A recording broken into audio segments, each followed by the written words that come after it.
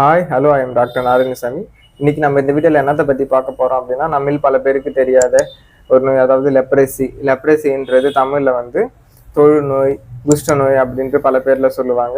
இந்த லெப்ரசி இருக்கிறவங்க வந்து அதாவது ட்ரீட்மெண்ட் எடுத்துட்டு மல்டி ட்ரக் தெரப்பி எடுத்துட்ட பிறகு குளோபசமைன் அண்டு வந்து டாப்ஸோ, ரிஃபாமைசின் இந்த மாதிரி மெடிசன்ஸு, அதாவது மல்டி ட்ரக் தெரப்பி எடுத்துட்ட பிறகும் சில பேருக்கு வந்து அதாவது லாஸ் ஆஃப் சென்சேஷன், உணர்வின்மை, அப்புறம் வந்து neuropathic pain and tropical ulcer, அதாவது நாட்பட்ட புண்ணு, கிரானிக் அல்சர் இதெல்லாம் குணமாகாது இருக்குது. அதை வந்து ஹோமியோபதியில் என்னென்ன மாதிரி மெடிசன்ஸ் இருக்குது, அதை ரிசர்ச் எவிடன்ஸாக பார்க்கலாம்.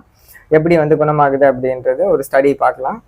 நான் ஒரு ரிசர்ச் ஆர்டிக்கல் படிச்சிருந்தேன். அந்த ரிசர்ச் ஆர்டிக்கலில் வந்து சத்தீஸ்கரில் ஒரு 2 மாவட்டங்கள், ஜார்ஜி ஜம்பா அண்டு ராய்கண்டு, ஒரு 2 மாவட்டங்களில் வந்து இந்த ஆராய்ச்சி நடந்திருக்கு. இந்த ரிசர்ச்சில் வந்து 2785 பேஷண்ட்ஸுக்கு வந்து மல்டி ட்ரக் தெரப்பி கொடுத்துருக்காங்க. அந்த மல்டி ட்ரக் தெரப்பி கொடுத்துட்ட பிறகு சில பேருக்கு loss of sensation and chronic ulcer இருந்திருக்கு. அதில் வந்து ஹோமியோபதி மெடிசன் கொடுத்து பார்த்துருக்காங்க, எந்த அளவு இம்ப்ரூவ்மெண்ட் இருக்குது அப்படின்ற இதை பார்த்துருக்காங்க.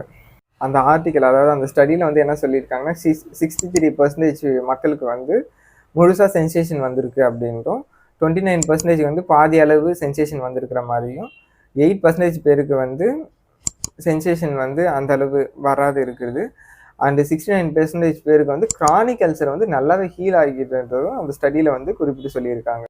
இதை வச்சு என்ன சொல்லலாம் அப்படின்னா, மல்டி ட்ரக் தெரப்பி முடிச்சிட்ட பிறகு லாஸ் ஆஃப் சென்சேஷன், அதாவது உணர்வின்மை, நாள்பட்ட புண்களுக்கு வந்து ஹோமியோபதி மருந்து எடுத்தால் சீக்கிரமாகவே குணமாகும் அப்படின்றது ஒரு எவிடன்ஸாக பண்ணியிருக்காங்க. இந்த மாதிரி இன்னும் பல ரிசர்ச் பண்ணோம் அப்படின்னா இது வந்து நல்லா லெப்ரசி பேஷண்ட்டுக்கு ஒரு நல்ல கேர் கிடைக்கும்.